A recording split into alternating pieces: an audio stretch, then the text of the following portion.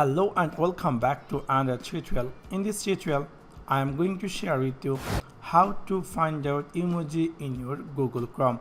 In this emoji, you don't need to install any additional add-ons or any software. So let's take a look how to do that.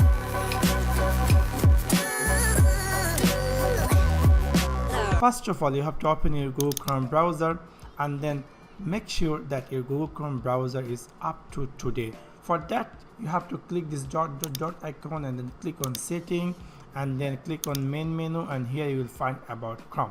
Simply click there and it will appear here, check Google Chrome is up to date.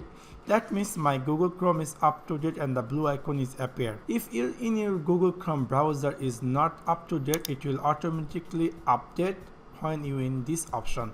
And after that, where you will find the emoji in your Google Chrome, all this search area, if you right click there, you will find there is a new option which is called emoji. So if you click here, the emoji will appear.